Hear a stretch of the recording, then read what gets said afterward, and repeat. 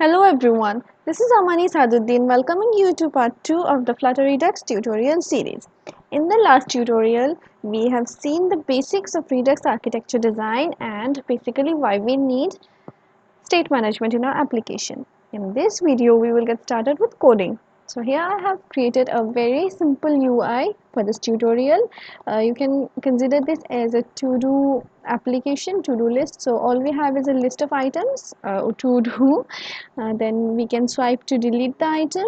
We can delete all items. We have a confirmation dialog if you want to delete or not. We have a model bottom sheet to add new tasks. Okay, and we have a checkbox by which you can mark an item as done or undone. So this is our main class, and then inside the lib directory I have structured my code into folders. So I have a folder for screens. So this my homepage dot consists of the code for this UI which you're seeing on the emulator screen.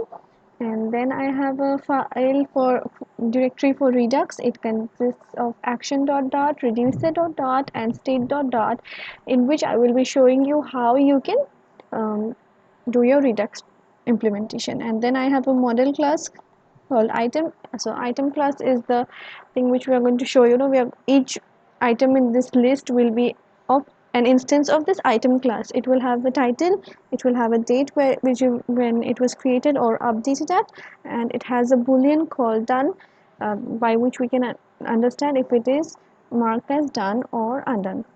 And in the pubspec file, I have imported all the necessary packages. I have taken this package for the datetime format, and we have redux and flutter redux. These are very useful packages which makes it very easy and convenient to implement redux into your Flutter app. So now let's get started. Okay, let's first of all start with the state. So let's start coding the state class. This is a class, let's call it app state. So in the app state, all we have is a list of item instance. Okay, so let's say list of item type. Okay, I think we need to list of item type. Let's call it item list state and initialize it with an empty. Okay, let's pass in this as the constructor. This dot item list state. Okay, let's import this file. Okay, now following the redux rules, let's create a copy of this, copy width,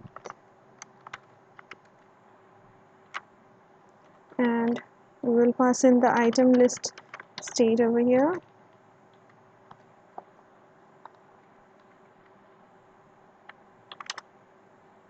Okay, this will be returning app state item list state. Okay, if the parameter you are passing is null, then it will use this dot item list state, otherwise assign it with the parameter.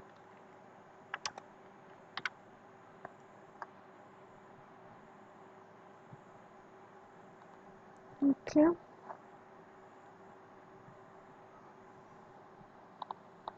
let's see what's wrong. Okay, so we've missed a semicolon over here. Let's add that, and let's format this. This is because we haven't yet initialized our store. So now let's go into our main dot dart. Let's initialize our store here globally. Let's call it store. It will be an app state. Okay, let's initialize this with a reducer and the initial state will be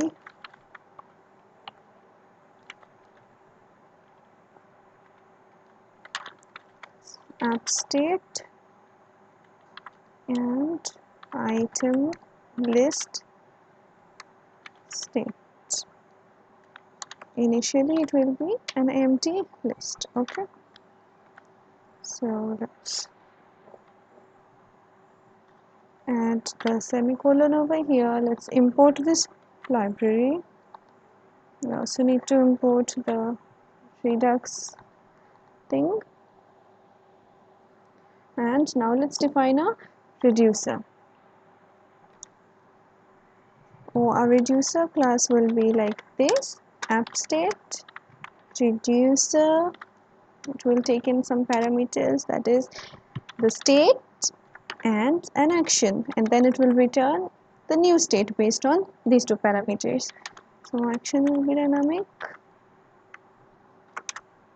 Okay, you can say return state if no action is passed. If some action is passed, then we will check it later. Okay, before now, let's wrap a material app with the store provider. Store provider. Okay, let's wrap it with store provider by way of app state. Let's mention it. Okay. So store provider, it provides access to the widgets by wrapping it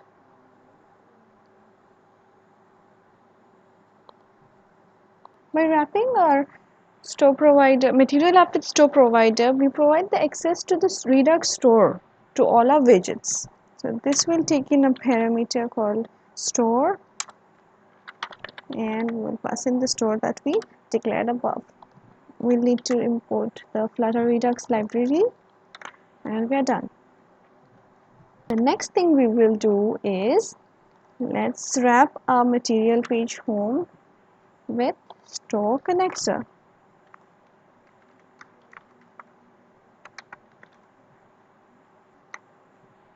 So the store connector requires two different things. One is the app state,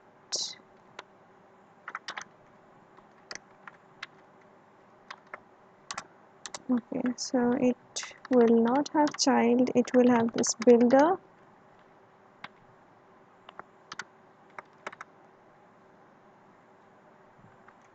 which will take in the context and items and return my home page.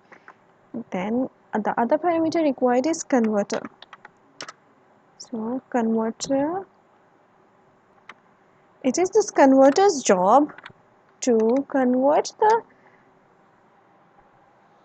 data into appropriate view model, which can be later used by this builder, and it will pass it to all its children. So instead of wrapping each child widget with the store connector, if we wrap the home of material app, it becomes more easier and convenient for us.